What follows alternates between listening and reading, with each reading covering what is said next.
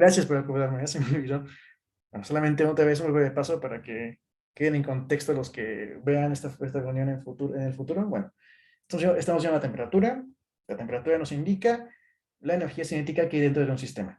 Punto. Bueno, entonces, pues cada molécula que hay dentro de mi sistema, dentro de mi pelota, pues tiene una cierta masa, ¿no? Muy pequeñita, pero pues tiene cierta masa, ¿no? Entonces, la energía cinética de esas moléculas, pues es igual a un medio de la masa de la molécula por la velocidad que tenga la molécula, bueno, el valor absoluto de la velocidad, que es la rapidez, al cuadrado. ¿Ok? Pero no solo esa, también las moléculas que están dentro del gas, pues giran, ¿no? Vamos a dibujar una molécula que grandota, vamos a pensar que está llena de oxígeno, no de aire, de oxígeno, es decir, O2. Entonces, pues hay moléculas, ¿no? Entonces, pues también estas moléculas están rotando sobre un eje. Es decir, aquí está un eje y estas moléculas rotan. Entonces, pues, prácticamente la temperatura nos indica, pues, la cantidad de energía cinética que hay. Esto ya lo veremos más adelante, pero solo que quiero que quede claro eso. La temperatura nos indica la cantidad de energía cinética que tienen las moléculas dentro de un sistema, que puede ser por la rotación, como es por eso cuando ocupamos esta fórmula, puede ser por su giro o su spin, y también puede ser por las vibraciones que tenga entre ellas, es decir, que esas moléculas también vibran. Entonces, pues podemos definir como energía cinética de una molécula, como la energía cinética translacional, que es esta, más la energía cinética rotacional, que es esta que está acá,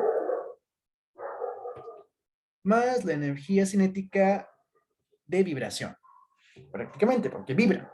Realmente las fórmulas que tienen estas, pues, las veremos después, más adelante, o de hecho ni las veremos, creo, a lo mejor las verán en mecánica de cuerpos sólidos, a lo mejor, no sé. Yo creo que sí lo van a ver, donde tiene que ver con la inercia y todo eso, va. Pero pues prácticamente es lo que nos dice a grandes rasgos lo que es la temperatura. ¿Hay alguna pregunta hasta acá? ¿Duda, comentario, etcétera? De mi parte, no. Bueno, eso es lo que nos dice la temperatura, de manera física, de manera física. Pero realmente en la vida cotidiana, la temperatura nos dice qué tan caliente o qué tan frío está algo, ¿no? O sea, sí, claro, la temperatura nos dice la energía cinética que hay dentro de un gas o de un sólido. Por ejemplo, si no sé, un metal está caliente, pues tiene que ver mucho con las vibraciones que hay en estas moléculas, ¿no? En estos átomos que hay, pues vibran. Entonces esa vibración hace que nosotros sintamos como la temperatura. ¿Ok? O sea que sí, es una relación que hay, pues, con prácticamente la energía cinética interna de un sistema, tal cual. Bueno, pero bueno, ¿cómo podemos saber nosotros qué tan caliente o qué tan frío está algo, no? Esa es la pregunta. ¿Cómo podemos saber la temperatura tal cual? Bueno, pues afortunadamente, pues hay, bueno, muchos objetos, muchos sistemas, otros sistemas, prácticamente, se comportan de diferente manera, pues a diferentes temperaturas. Por ejemplo, alguien dígame un ejemplo. ¿Qué objetos se comportan diferentes a diversas temperaturas? Una idea. No importa que esté bien, o que esté El mal, no pasa nada. metal, ¿Cómo? el metal, el agua puede ser también, ¿no? ¿O no? Claro, el agua, sí, claro. El vidrio, Sí, podría ser prácticamente todo, ¿no? Pero ¿cuál es aquella cosa que es muy evidente o que reacciona muy fácil al cambio de temperatura? Los plásticos No. o los el no metal. metales. O sea, sí, pero no. O sea, sí reaccionan, pero hay algo en específico que todos tenemos en nuestra casa, bueno, la mayoría, que reacciona muy fácil a los cambios de temperatura. El El termómetro. aire. Eso, Mercurio. excelente. El termómetro. ¿Qué es el termómetro como tal? Pues el termómetro pues es pues una barra, ¿no? Prácticamente. Vamos a dibujar aquí un termómetro. Déjenme dibujar. Un momentito. Bueno, pues aquí está el termómetro, ¿no? Es, digamos que donde se toma la temperatura. Y luego, aquí tenemos la barra. Y el termómetro pues es así, ¿no?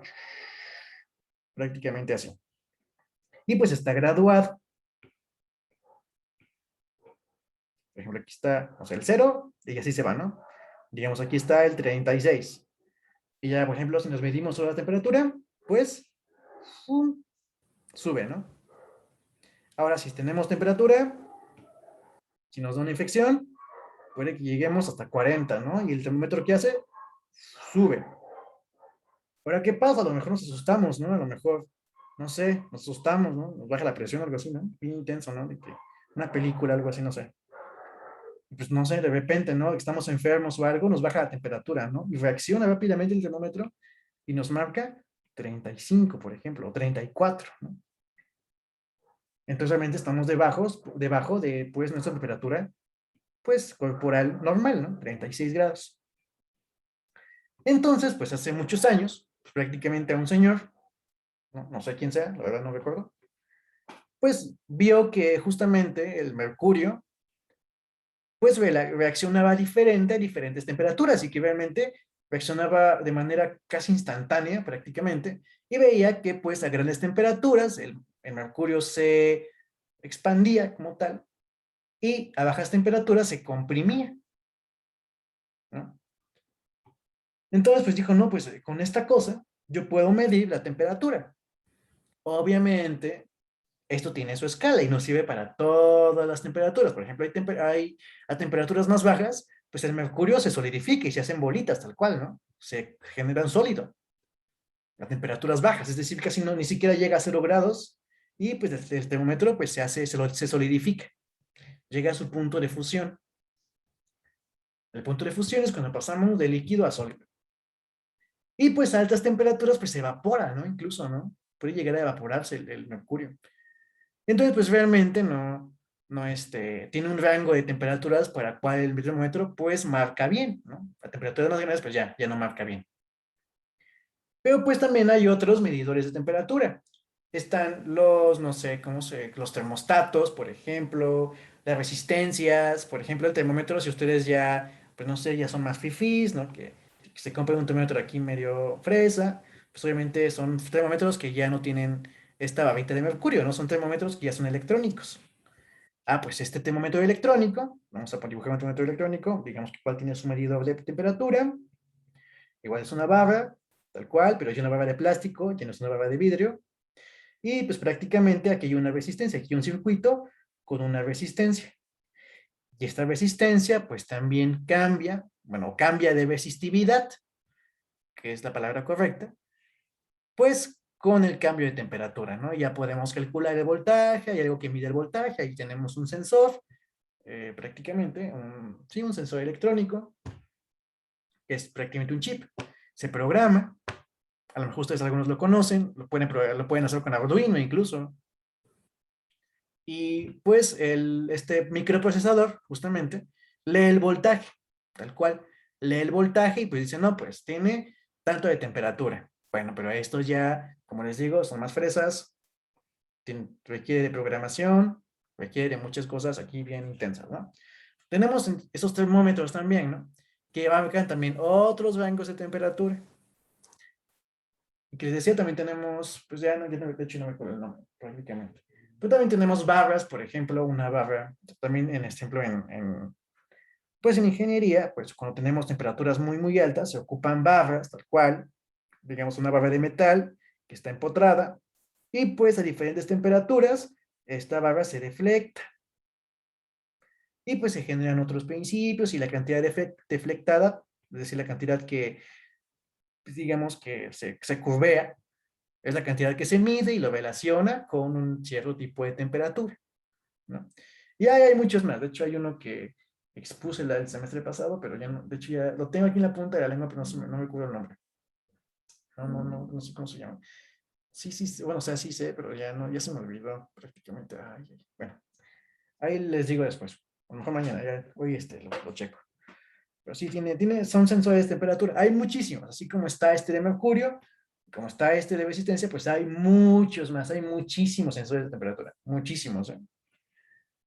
Bueno, pero ¿qué pasó, no? Pues hace muchos años, pues un señor llamado Rudolf Clausius, pues decía, pues bueno, pues yo cómo le hago, ¿no? O sea, obviamente sé que el mercurio se contrae, se expande a diferentes temperaturas, pero pues tengo que hacer una escala, ¿no? Tengo que hacer una escala de temperatura, que, o sea, vamos a estandarizar esta onda, ¿no? Porque a lo mejor, o sea, no podemos llegar y decir, no, pues, ¿cuánto de temperatura tienes? No, pues yo tengo 3 centímetros de mercurio, porque pues 3 centímetros es la cantidad de mercurio que se extendió. Ah, no, pues yo tengo 5 centímetros de mercurio, o sea, digamos, la cantidad que se extendió el mercurio, ¿no? Obviamente era algo súper inexacto, ¿no? Muy, muy inexacto, porque obviamente dependía de la cantidad de mercurio, dependía de muchas cosas, ¿no? Entonces, pues de una manera tenían que homogenizar, pues una escala de temperatura. Entonces, pues a este Rudolf Clausius, lo que se le ocurrió fue ponerle 0 en el punto en donde el agua pasa de líquido a sólido. Ustedes saben que el agua pasa de líquido a sólido a 0 grados Celsius, ¿no? Entonces, pues dijo, pues voy a ponerle 0 justamente por eso. Como el agua, en el punto en donde el agua pase de líquido a sólido, o sea, se congele o se descongele, ahí le voy a poner 0 grados. Eso va a indicar que son 0 grados. Ah, bueno. Y el punto en donde el agua hierva o se vaporice, ahí sí le voy a poner 100. Y dijeron, ah, bueno, pues no pasa nada, ¿no? Le ponemos 100. Entonces agarró 0 y 100. Entonces, pues prácticamente esa fue su referencia de Clausius. Así de sencilla, prácticamente. Así de sencilla, esa fue la referencia que tomó Clausius. 0 cuando el agua se congela y 100 cuando el agua se evapora. Y voy a dividir esta longitud que tengo acá, esta longitud, en 100 partes. Y es por eso que la escala Celsius también se conoce como grados centígrados. ¿Por qué? Porque está una escala de 100. ¿Sí? ¿Preguntas? ¿Comentarios? No sé. Lo que sea. No, todo bien. Bueno, de hecho no me acuerdo, no me acuerdo si se llamaba Rodolfo, no sé qué otro nombre tenía, pero pues, se apellidaba Clausius, se apellidaba Clausius, ¿no? Bueno, o Celsius, ¿no? Algo así. Ahí investiguen ustedes el científico. Bueno, y pues también había otro científico, ¿no? También otro, ¿no? Que igual quiso, pues también plantear o crear una escala de temperatura. Pero pues este fue Fahrenheit, ¿no? Y él hizo lo mismo, solamente que él puso, así como él quiso, ¿no? Él dijo, no, pues voy a poner 32. Y voy a poner 212. Ah, bueno, y 32 grados Fahrenheit es justamente cuando el agua pasa de estado sólido a líquido, o de líquido a sólido. Y 212 grados Fahrenheit es cuando, pues, mi agua, pues, hierve. ¿Ok? Pues prácticamente eso. Y así se creó la escala de temperatura. Pero, pues, años después vino este científico, ese sí conozco su nombre perfectamente, que fue Lord Kelvin. Pues después vino este men, ¿no? Y dijo, pues fíjense que pues, está muy raro, ¿no? Porque realmente como que 0 y como que 100 y como que hay menos 20 grados y como que no, y como que hay menos 2, o sea, no entiendo. O sea, decía lo que no entiendo qué está pasando acá. ¿Por qué? ¿Por qué lo hicieron así? No, está muy mal. Voy a crear una escala de temperatura absoluta, digo. Bueno,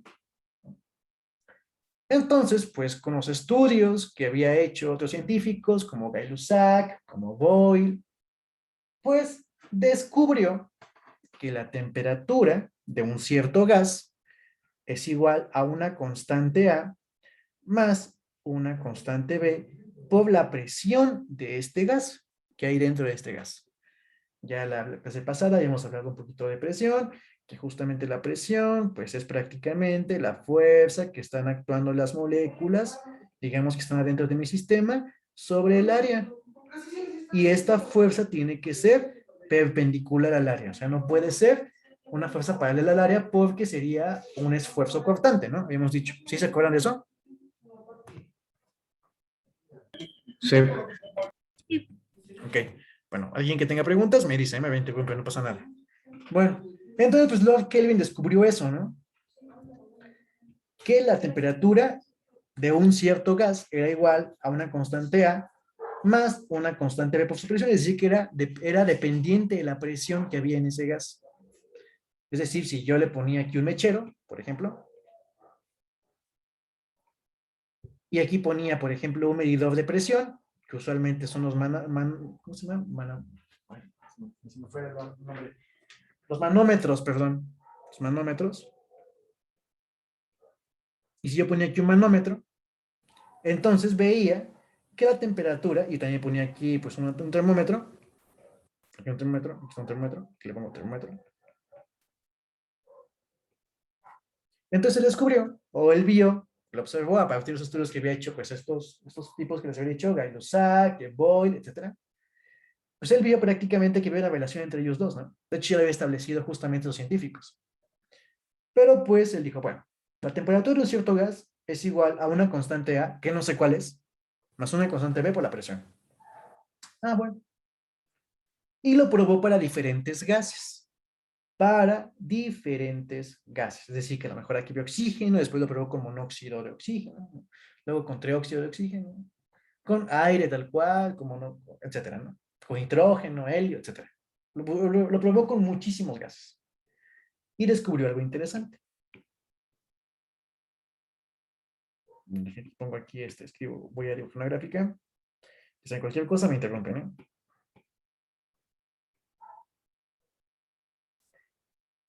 Bueno, y puso una gráfica tal cual, donde aquí puso la temperatura en grados Celsius, porque son los que estaban en ese entonces, ¿no? Y pues aquí puso la presión. Y lo probó para diferentes gases. Y él descubrió algo particular. A ver, voy a poner las filitas.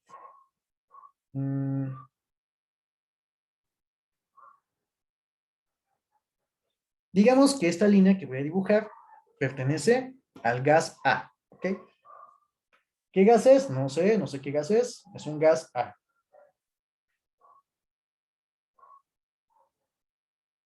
¿Ok? Y después hizo el mismo experimento para un gas B. Y él descubrió que pues daba esto prácticamente.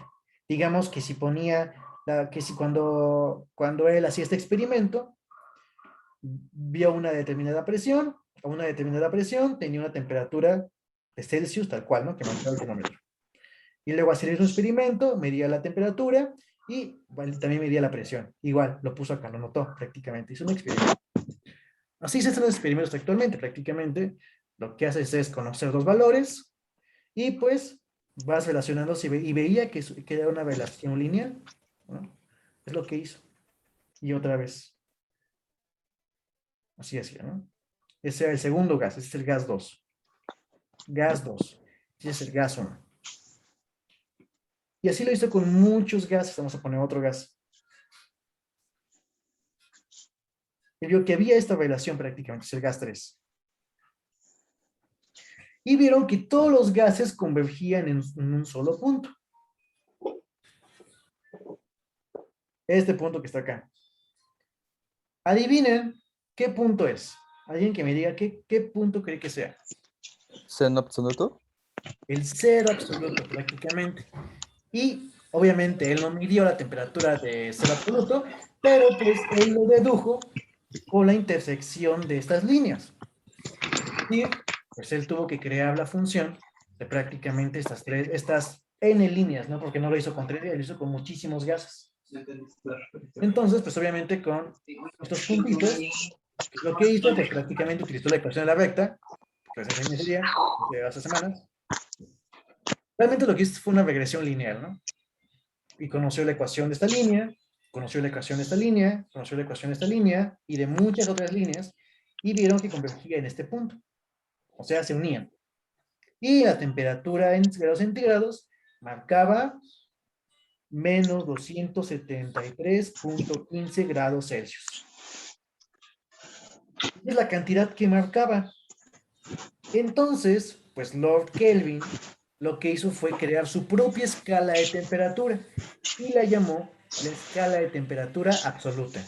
Entonces, digamos que él puso que cuando la temperatura es igual a menos 273.15 grados Celsius, nos estamos refiriendo a 0 Kelvin, o a la escala de temperatura absoluta, 0 Kelvin.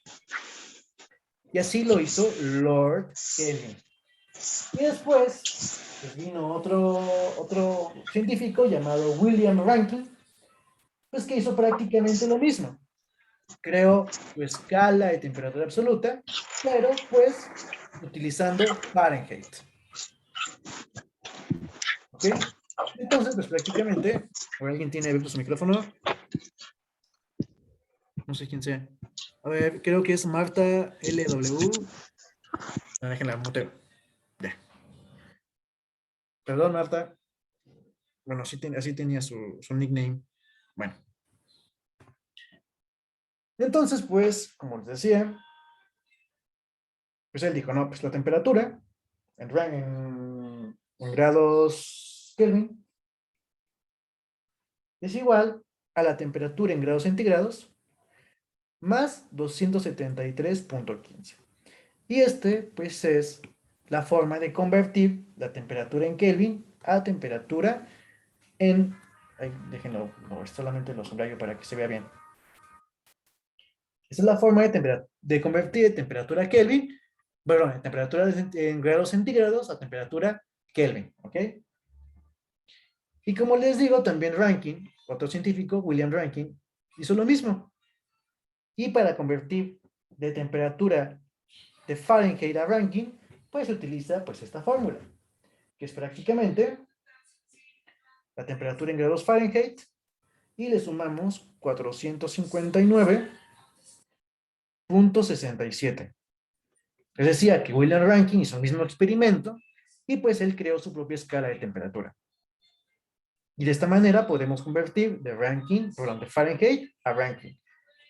Y también de Rankine a Fahrenheit. Simplemente despejamos esto y nos quedaría, pues, si queremos saber la temperatura en grados Fahrenheit y tenemos la temperatura en grados Rankine, pues simplemente a las temperaturas en grados Rankine le restamos, pues, esto, ¿no? Este valor. Simplemente es una ecuación. Esto que está acá lo pasamos para acá, restando, ¿no? Y así podemos convertir de grados Kelvin a grados centígrados y de grados centígrados a grados Kelvin. Y también podemos convertir de grados Rankine a grados Fahrenheit y de grados Fahrenheit a grados Rankine. ¿Ok? ¿Preguntas?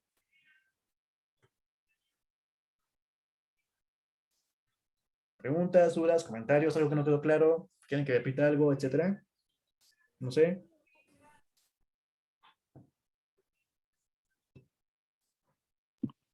Todo bien, Fer. Bueno, sí quedó claro la parte de las temperaturas y eso. Sí. Sí. Okay. Bueno, está bien. Espero que todavía le haya quedado perfecto, ¿ok? Bueno. Ok. Bueno. Y ahora, ¿cómo convertimos de grados Celsius a grados Fahrenheit? Pues igual, si es una conversión. Aquí les voy a poner solamente la fórmula, porque pues es tal cual, una fórmula. Si queremos convertir de grados Celsius a grados Fahrenheit, lo que tenemos que hacer es multiplicar los grados Celsius, la temperatura en grados Celsius, por 1.8. Y a esto le sumamos 32. Y de esta manera ya podemos convertir de grados Celsius a grados Fahrenheit. Y viceversa, simplemente vean que es una simple ecuación. Si queremos convertir de grados Fahrenheit a grados Celsius, pues lo que hacemos pues, es despejar esto, ¿no? A esto le restamos 32 y lo dividimos entre 1.8 y prácticamente despejamos la temperatura en grados Celsius, ¿no? Y pues así podemos convertir de una temperatura de Celsius a Fahrenheit. Y ahora, ¿cómo convertimos de grados Kelvin a grados Rankine? Bueno, pues la temperatura en grados Rankine, si tenemos en grados Celsius, lo que vamos a hacer es multiplicar los grados, la temperatura en grados Celsius, perdón, en grado Kelvin, por 1.8, simplemente. Es lo que hacemos. Si tenemos la temperatura en grados Kelvin, como les decía, multiplicamos esa temperatura por 1.8 y ya tenemos la temperatura en Rankine. Prácticamente, es lo que se hace. ¿Ok? ¿Preguntas? ¿Dudas? ¿Comentarios? Todo bien. Bueno, entonces la temperatura también es una propiedad termodinámica. ¿Ok? Así como es la densidad, así como lo es el volumen, así como es el peso específico, el volumen específico, todos los que vimos acá, la gravedad específica, así como esos, la temperatura también es una propiedad termodinámica. ¿Qué es una propiedad termodinámica? Ya hemos dicho que una propiedad termodinámica es, pues, aquella característica que tiene un cierto sistema. ¿Ok? Bueno. Ok. Entonces vamos a establecer lo que se conoce como equilibrio del sistema. Ya después que vimos esas propiedades, vamos a introducir un nuevo concepto. Vamos a seguir viendo propiedades termodinámicas, claro que sí. Nos falta ver la presión, nos falta ver muchas más, lo que es la entalpía, energía interna, etcétera. Nos falta ver muchas más propiedades, pero por el momento les vamos a dejar hasta acá. ¿Okay? Con el paso del tiempo vamos a ir viendo más propiedades termodinámicas. Bueno, entonces, ¿qué es el equilibrio termodinámico? Equilibrio termodinámico. Bueno, vamos a imaginar, bueno, vamos a poner aquí, vamos a dibujar un sistema. Digamos que tengo ahí un sistema que pues vamos a decir que contiene gas. Contiene un cierto gas. Las moléculas de gas están ahí. Y también agarro mi termómetro, agarro mi barómetro, mido, no sé, mido pues la longitud, bueno, las dimensiones de esta caja, lo peso en una báscula y pues conozco sus propiedades, ¿no? Sé que tiene sé que tiene un cierto, una presión 1. A ver, pongo otro colorcito mejor. Sé que tiene un cierto volumen 1, B sub 1, sé que tiene una cierta temperatura, etcétera. Y sé que pesa una cierta cantidad, ¿ok? Recuerden que esto los conozco porque pues a lo mejor lo mido su presión con un manómetro, mido su volumen, veo su temperatura con un termómetro, etcétera, ¿no?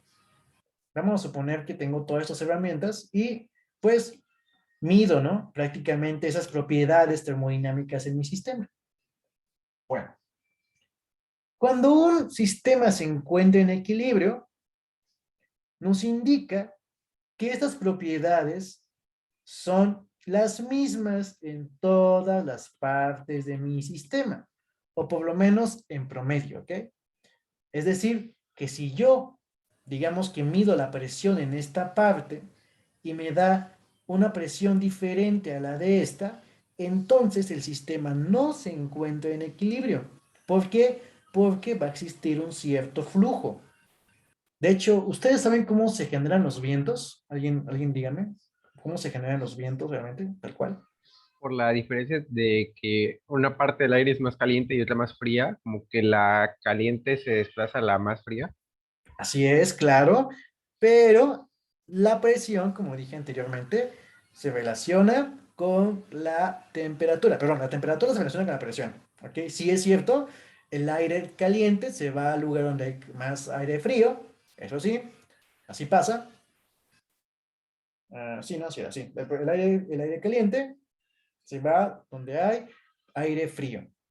Entonces, pues por esta relación que habíamos dicho, discutido anteriormente, que la vamos a ver después también, pues la presión se relaciona con la temperatura. Entonces, el viento va, o digamos que los vientos se generan por la diferencia de presiones, ¿sí? Más que nada por la diferencia de presiones. Obviamente por diferencia de temperaturas, sí, claro, pero porque la temperatura está relacionada con la presión, ¿ok? Entre más temperatura tenga un cierto sistema de gas, más presión tendrá. Su presión va a ser mayor.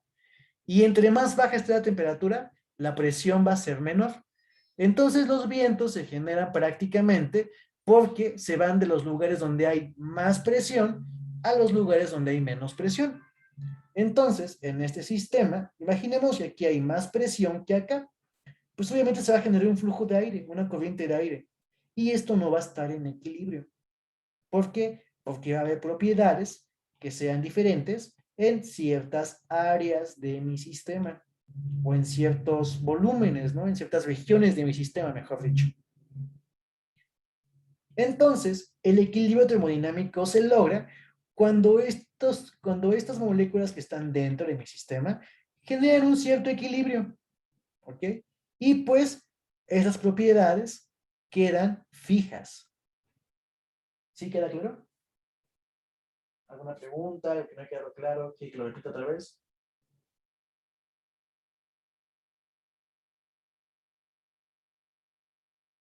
O sea que la temperatura debe ser la misma para que estén fijos.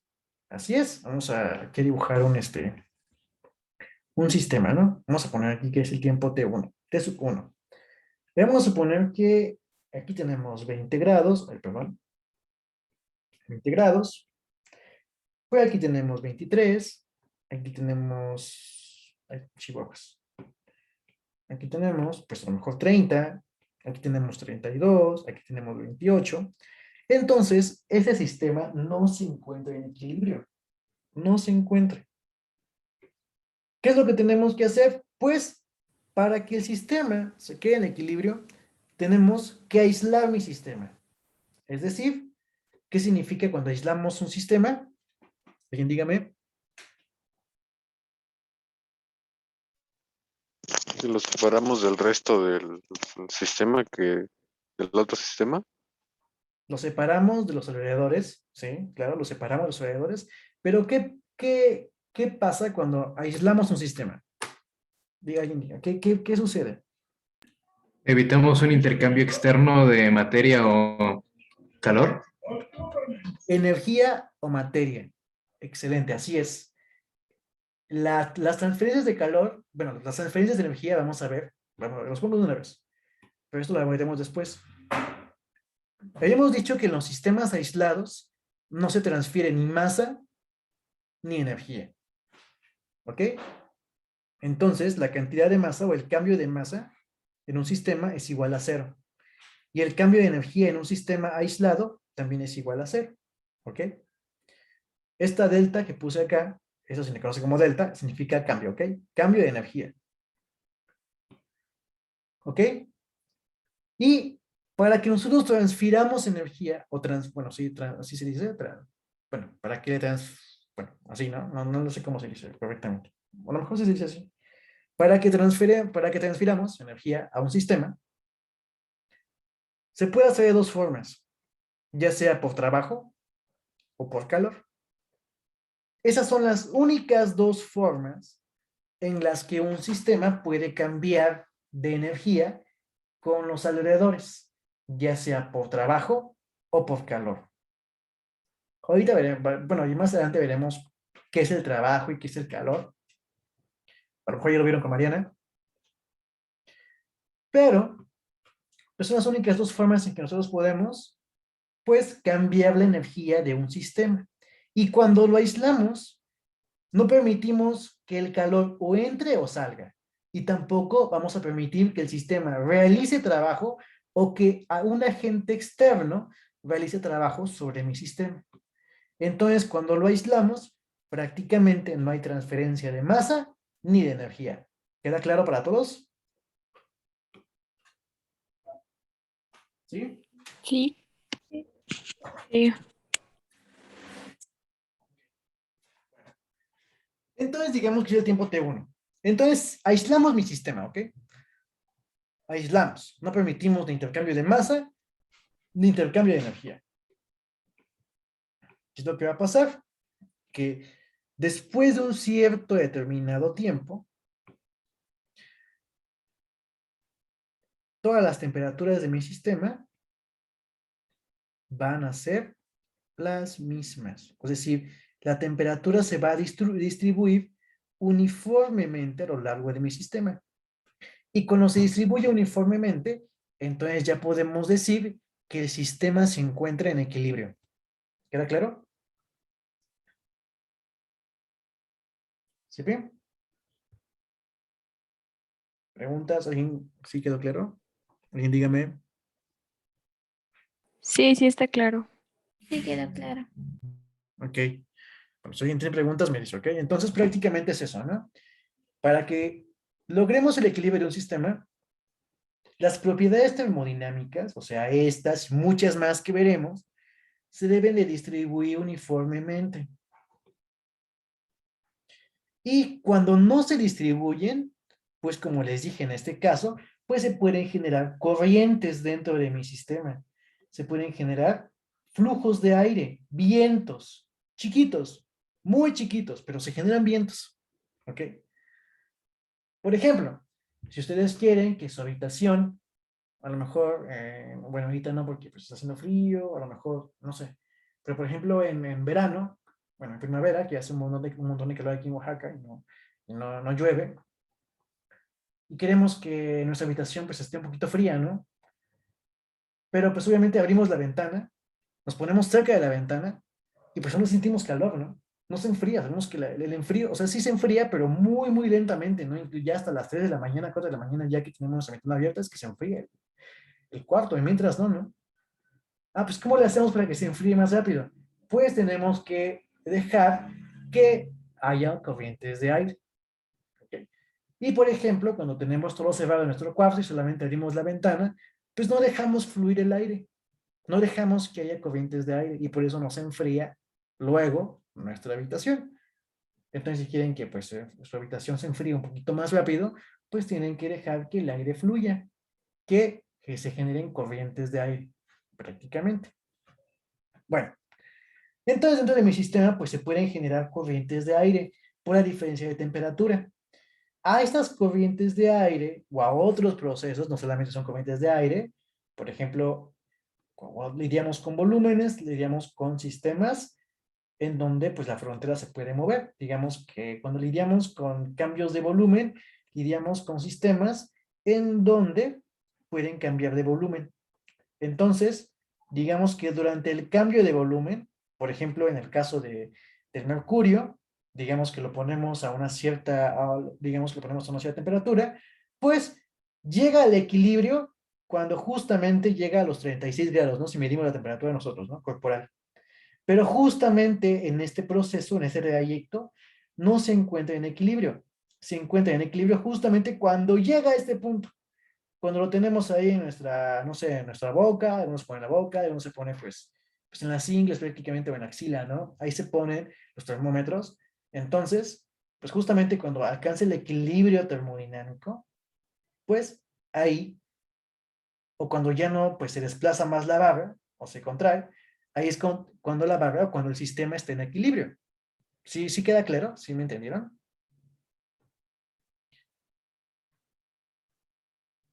Sí, sí, quedó claro. ¿Alguien dígame? Sí, Fer. Bueno, entonces vean que el volumen pues puede cambiar, ¿no? Si consideramos como mi sistema justamente todo lo que tenga acá, pues mi sistema también va a cambiar de volumen, ¿no? Y va a hacer esto. Entonces cuando llegue a un volumen y se quede, es cuando el sistema se encuentra en equilibrio, es decir, se distribuye uniformemente. Y como tenemos cambios, se le conoce también como fuerzas impulsadoras.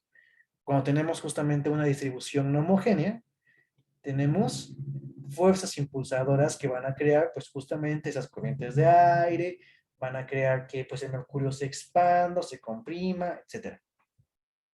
Bueno, ¿no hay preguntas? ¿Con el equilibrio termodinámico? No.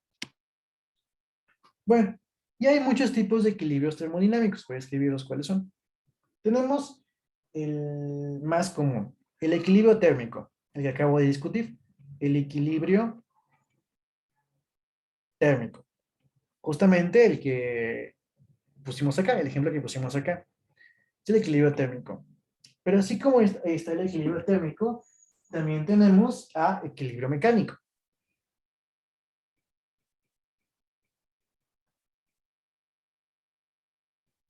El equilibrio mecánico, pues justamente es el ejemplo de las corrientes de aire, o sea, la presión, cuando tenemos diferencias de presión, prácticamente.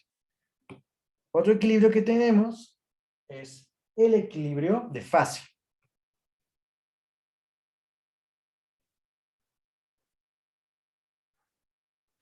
Es decir, el equilibrio de fase se relaciona con la fase en la que esté mi sistema.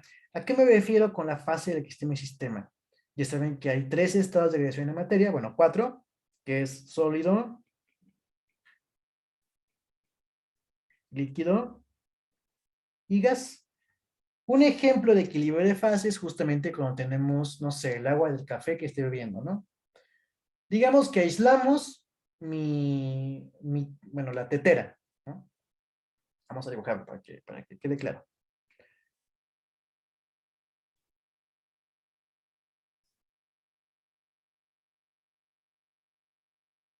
Ahí está. Digamos que tengo mi tetera, ¿ok? Y está en la estufa. Pues está calentando, ¿no? Bien campante. Y pues empieza a hervir, ¿no? La tetera. Y de repente, así, pues sin más, prácticamente, le quitamos el fuego. O sea, apagamos la estufa. Pues ustedes van a observar, nos han observado, que a pesar de que apaguemos la estufa, el agua sigue evaporándose. Por un ratito, claro, por un ratito. Entonces, si se sigue evaporando, obviamente va pasando el tiempo, ya se va a calmar, ¿verdad? Entonces se calma, y cuando se calma, es cuando ya tenemos un equilibrio de fase. Y vamos a ver, vamos a suponer que vamos a tapar la tetera, digamos aquí, aislamos la tetera, vamos a aislar la tetera, digamos que no permitimos, ya les he dicho, no permitimos ni intercambio de calor, ni intercambio perdón, ni intercambio de energía, ni intercambio de masa, ¿ok? Aislamos la tetera, entonces vamos a ver que a pesar de haberle quitado el fuego, pues va a seguir hirviendo, por un ratito, claro, por un ratito, pero va a seguir hirviendo. Tiene que pasar, pues, un tiempo y ya se calma, y ya después tendremos una cantidad de vapor, que vamos acá, digamos que es vapor, una cantidad de vapor y una cantidad de agua. Entonces, cuando ya no tenemos justamente agua que se convierte en vapor o vapor que se convierte en agua, ahí tenemos un equilibrio termodinámico. Es decir, que en el transcurso en que quitamos esta tetera, pues todavía el agua o un poco de agua sigue convirtiéndose en vapor. Entonces, aún no está en equilibrio, porque para que esté en equilibrio debe de haber debe de haber una cantidad de vapor fija y una cantidad de agua fija. ¿Sí queda claro? Sí entendió esta parte del equilibrio de fase. Sí, sí. Muy bien, bueno. Ok, y tenemos otro tipo de equilibrio que se llama equilibrio químico.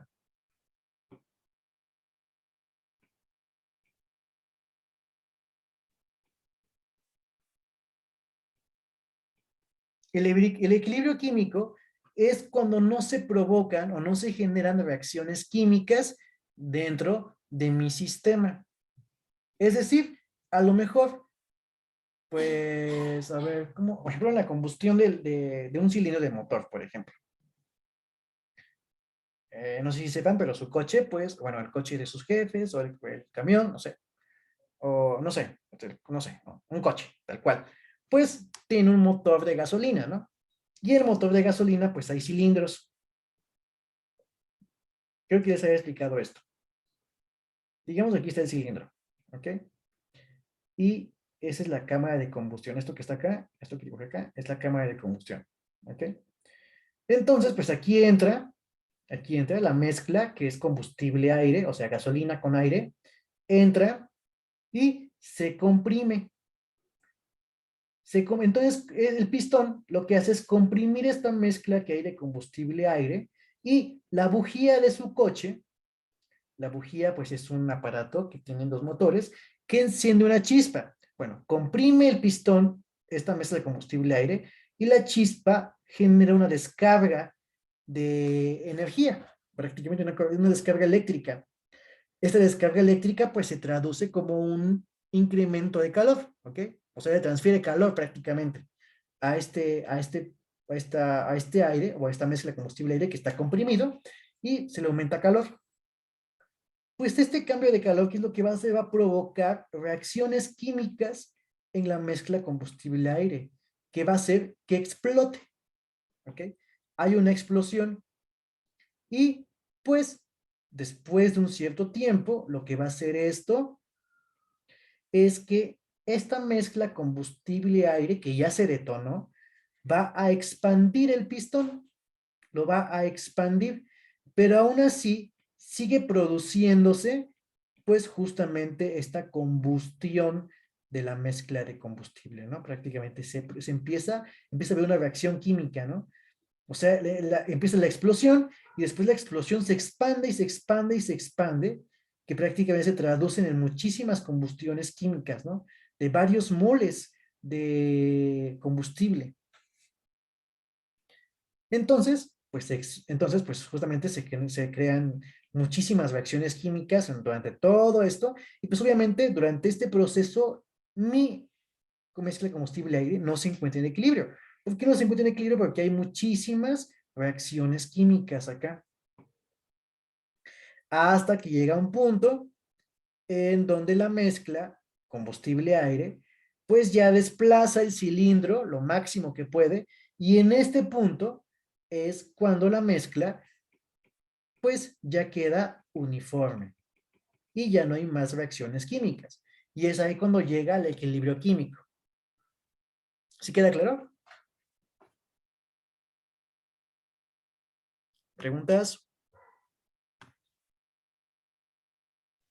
Yo no entendí bien, o sea, es cuando ya la reacción acaba, ya, o sea, termina. Así es. O Ok. sea, digamos que, ¿qué es lo que hace el motor, el cilindro de un coche? Digamos que aquí entra la mezcla que hay de combustible y aire, porque la gasolina se mezcla con el combustible, ¿ok? Perdón, la gasolina se mezcla con el aire. O sea, la gasolina que es el combustible se mezcla con el aire tal cual.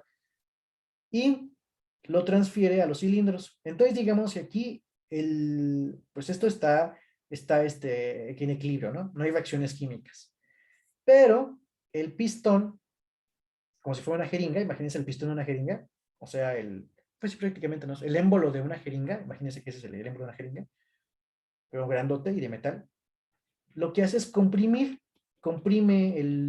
la mezcla combustible-aire, la comprime, y después la bujía, pues, le aumenta su energía interna con calor, porque pues la bujía pues es una chispa prácticamente. Y este calor que ingresa, lo que hace es desprender una explosión y se generan muchísimas reacciones químicas, pero obviamente no se generan todas las reacciones químicas a la vez. Obviamente esto no pasa. Digamos que empieza este mol de mezcla de combustible-aire a combustionarse, y este hace que se genere otro, y este otro, y este otro, y este otro, y así se va. Entonces prácticamente es una combustión en cadena. O sea, no, o sea, fuera en equilibrio si todos combustionaran al mismo tiempo, pero pues no pasa esto. Primero se combustionan los que están cerca de la bujía, y después esta combustión se expande, se expande, se expande, se expande, hasta que logra que el pistón llegue hasta su punto más bajo.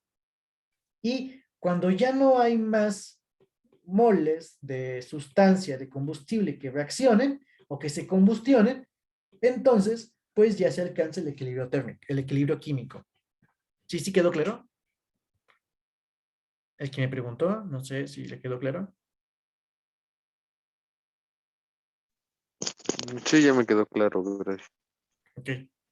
¿Alguien más? ¿Una pregunta, duda, comentario?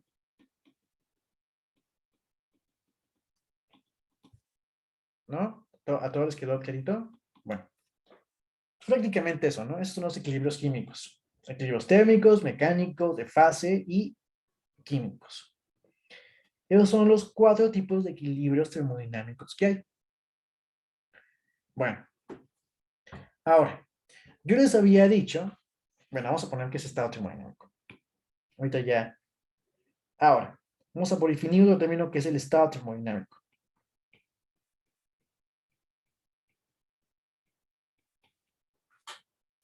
El estado termodinámico es justamente el conjunto de propiedades termodinámicas que identifican a mi sistema. Por ejemplo, el sistema que yo puse acá. Digamos que la unión de todas sus propiedades termodinámicas nos establece el estado de un sistema. Por ejemplo, si queremos decir cuál es el estado termodinámico de este sistema. Bueno, yo podría decir el estado termodinámico de este sistema es P1, bueno, P sub 1, B sub 1, T sub 1 y M sub 1. O sea, tengo una presión 1, tengo un volumen 1, tengo una temperatura 1 y una masa sub 1. Entonces, justamente, este bonche, por así decirlo, este bonche de propiedades termodinámicas que tiene un sistema, se le conoce o definen prácticamente lo que es el estado termodinámico de un sistema. ¿Sí queda claro? O sea, quiero que quede claro porque pues así todos esos conceptos van a ir de la mano. Entonces, pues sí me gustaría que si alguien tiene dudas, pues me digan. ¿A todos les quedó claro que es un estado termodinámico? Que es un conjunto de propiedades termodinámicas que hay. ¿Sí?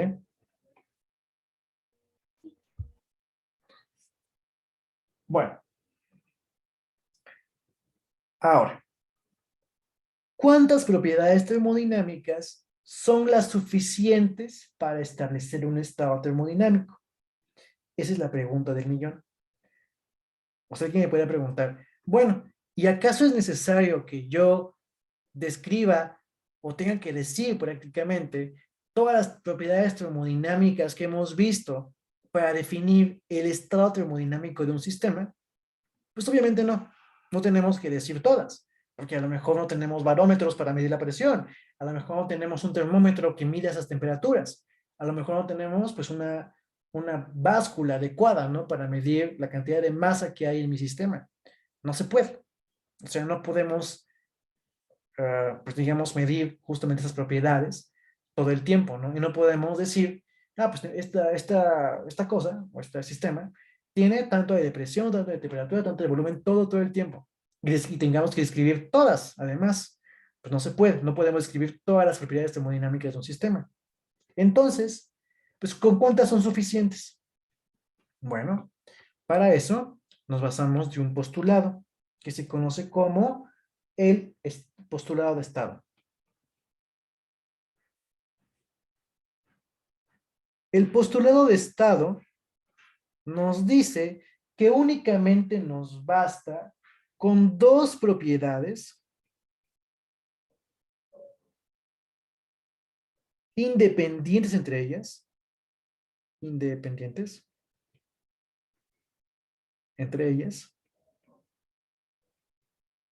y además intensivas. ¿A qué me refiero con independientes? Cuando hablo de propiedades independientes, es que una pueda permanecer constante mientras la otra cambia. Un ejemplo de ello sería, por ejemplo, vaya la redundancia, podría ser el presión, perdón, y el volumen. Estas dos propiedades termodinámicas, perdón, el volumen específico. El volumen específico.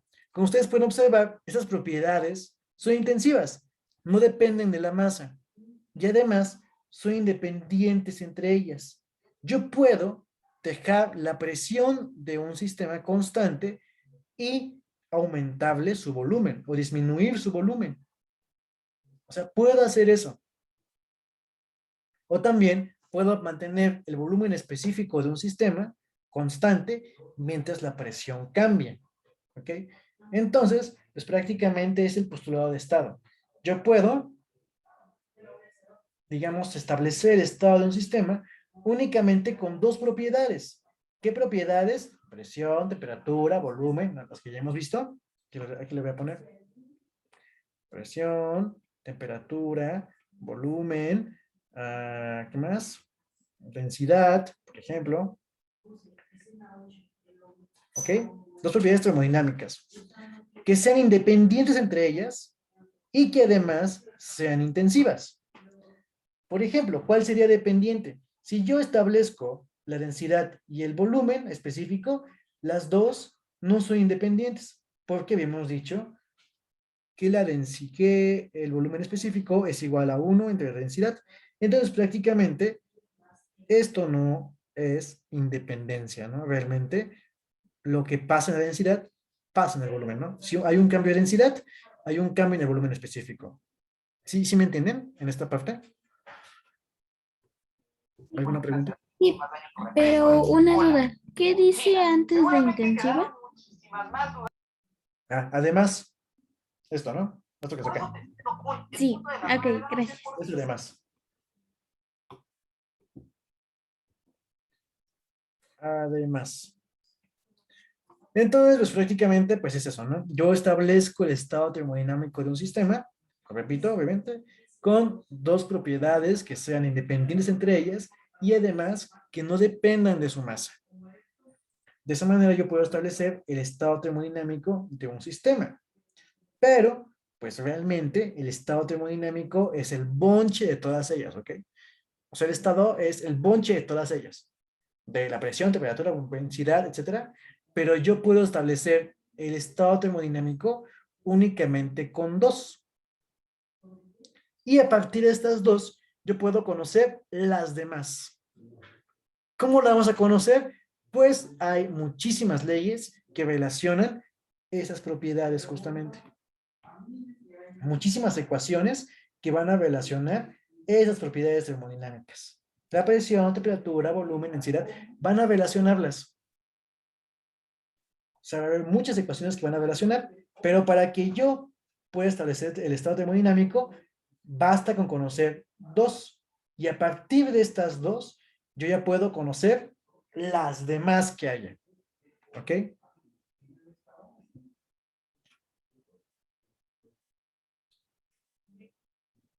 Bueno, de una manera gráfica, voy a dibujarlo.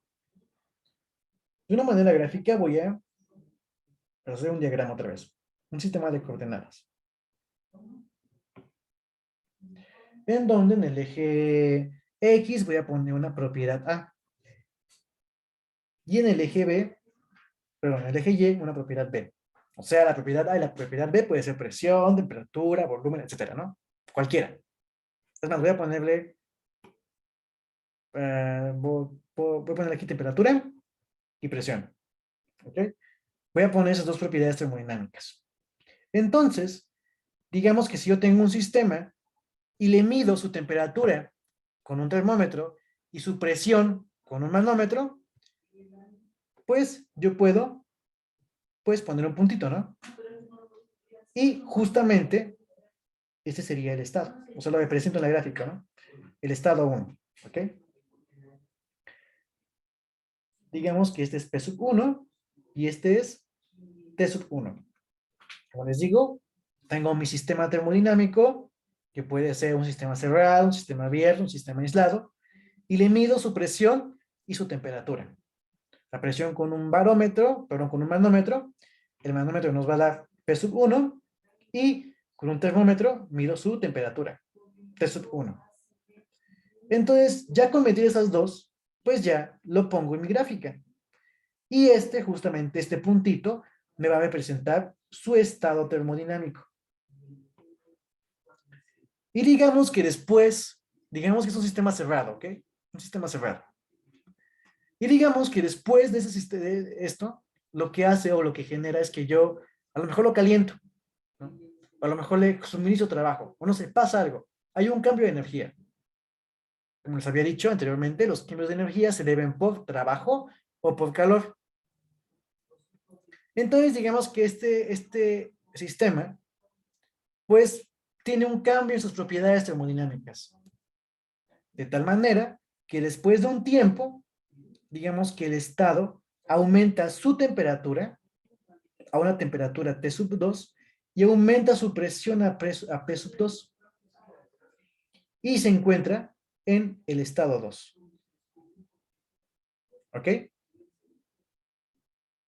Ah, bueno. Pues este trayecto que tenemos acá o digamos, este cambio que tenemos acá, se le conoce como proceso termodinámico.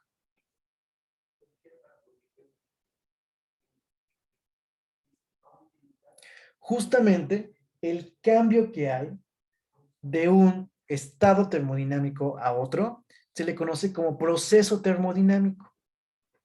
Y a esta línea, pues, a esta línea que tengo acá, a esta línea, se le conoce como el trayecto del proceso.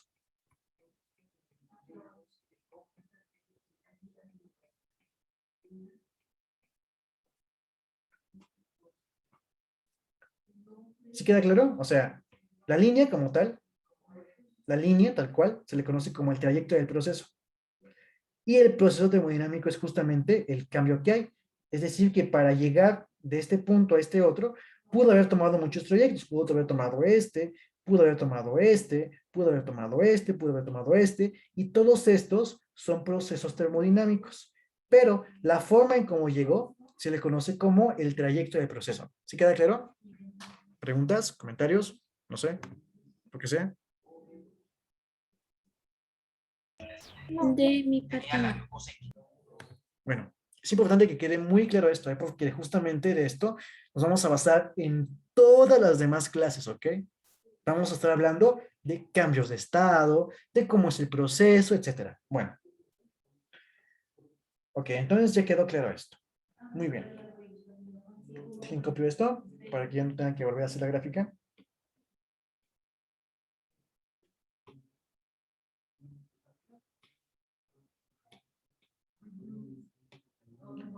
Se voy a poner los nombres.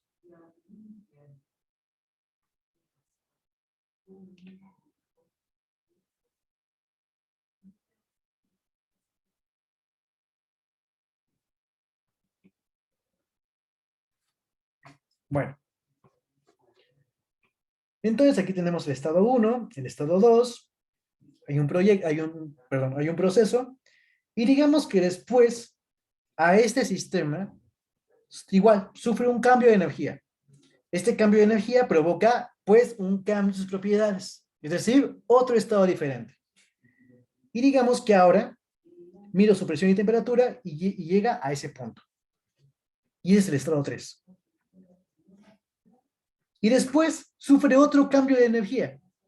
Y este sistema llega a este punto que es el estado 4. Y después sufre otro cambio de energía.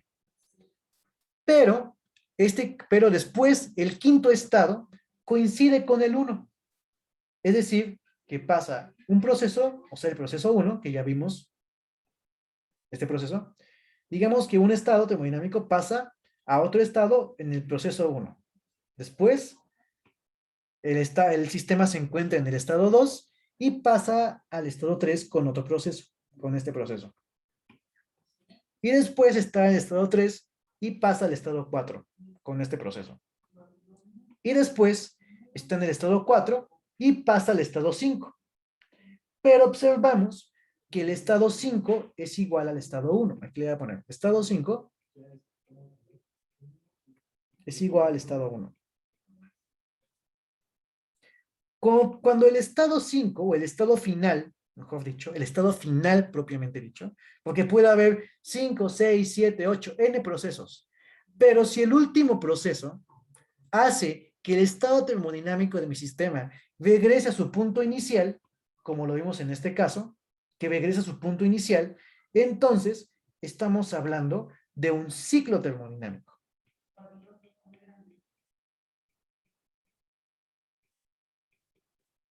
¿Ok? ¿Sí quedó claro este concepto de ciclo termodinámico?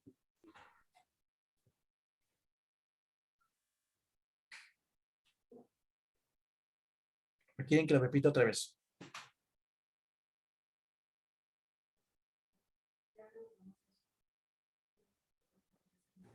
Sí, por favor. Ok, bueno, ahí voy. Sí quedó claro lo del estado termodinámico, ¿verdad? Eso sí quedó claro. Y lo que es el proceso. Sí. Bueno, entonces, bueno, voy a repetir otra vez. Imaginemos que mi sistema tiene una temperatura T sub 1 y un P sub 1, ¿no? Y digamos que hay un cambio de energía acá. O sea, o le agrego calor o le agrego trabajo. O el sistema pierde calor o genera trabajo, ¿ok? Son las dos formas de transferencia de energía. Por calor o por trabajo. Y digamos que hay un cambio de energía de mi sistema. Prácticamente. El sistema cambia de energía. Y este cambio de energía genera que mi sistema se encuentre ahora con otras propiedades termodinámicas, es decir, en un estado 2. Es decir, se va a encontrar en T sub 2 y P sub 2. Y después, este sistema, pues sufre igual otro cambio de energía. Bueno, este cambio de energía va a provocar que ahora mi sistema se encuentre en un estado 3, es decir, con una T sub 3 y una P sub 3. Y después se genera otro proceso termodinámico que hace que mi sistema se encuentre ahora en el estado 4, con T sub 4 y P sub 4. Y después se genera otro proceso termodinámico que hace que mi sistema se encuentre en P sub 5 y T sub 5, es decir, acá.